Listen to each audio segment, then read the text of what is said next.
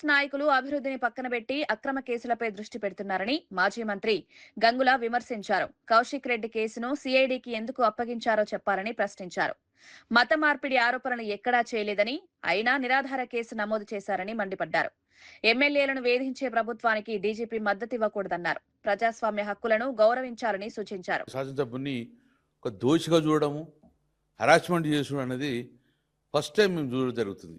ఆ రోజు కూడా కౌశిక్ రెడ్డి వీణవంకలో యాజ్ ఎ ప్రోటోకాల్ అడిగింది. లోకల్ ఎమ్మెల్యేగా ఎంఆర్ఓ గారు క్లియర్గా this land is belongs to endowment కాబట్టి ఎండోన్మెంట్లో ఎమ్మెల్యే ప్రోటోకాల్ ఉంటారు కాబట్టి ప్రోటోకాల్ అడిగిండ్రు.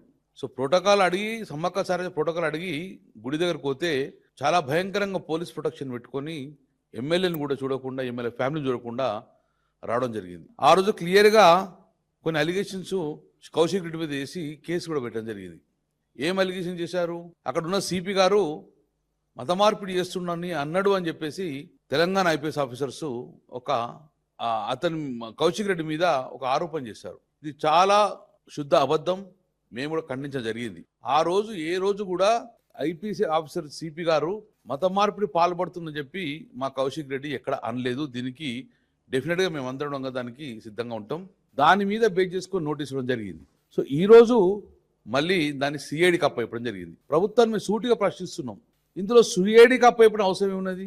ఇందులో ఏం తవ్వి వెలికి తీస్తారు? అలాగే బాల్క సుమనుడు కస్టడీ తీసుకుంటున్నారు. దేనికి కస్టడీ తీసుకుంటారు? ఏమైనా దొంగతనం చేసిండ్రా? ఏమైనా ఎంక్వైరీ చేసి ఉందా అనితోటి? అలాగే కౌశిక్ రెడ్డి ఇష్యూలల్లా ఇది పోలీసు సంబంధించిన ఎఫ్ఐఆర్ అయింది. ఇందులో సిఐడి ఏమి ఇన్వెస్టిగేషన్ ఉంది? ఇందులో లోపల ఉన్న స్కామ్స్ ఉన్నాయా, లేకుంటే దేశ ద్రోహం ఉన్నదా? సిఐడి ఇవ్వాల్సిన అవసరం ఉన్నది. దేనికి ఇస్తారు సిఐడి?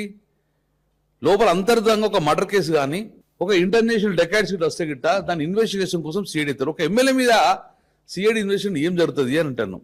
కేవలం హరాస్మెంట్ తప్ప ఏం లేదు. కౌశిక్ రెడ్డి గారు ఏం అలిగేషన్ చేశాడు? పోలీసు మీద అలిగేషన్ చేశారు.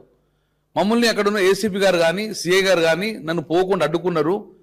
కాంగ్రెస్ పార్టీకి అధికారం ఉన్నది కాబట్టి మమ్మల్ని పోలేకపోయింది కాబట్టి క్లియర్గా మేము ఆ అధికారుల మీద చర్యలు తీసుకోవాలి, నా ప్రోటోకాల్కి ఇబ్బంది అవుతుందని చెప్పేసి పోలీసు మీద వాళ్ళు ఆరోపణ చేశారు. ఈరోజు సిఐడి వచ్చి దాని మీద ఇన్వెస్టిగేషన్ చేయన్నా, ఎవరైతే మీద అయితే ఆరోపణ చేస్తుండో వారితో కలిసి చుట్టే గిట్ట ఈ కేసు ముందుకు ఎలా పోతుంది అంటున్నాం మేము.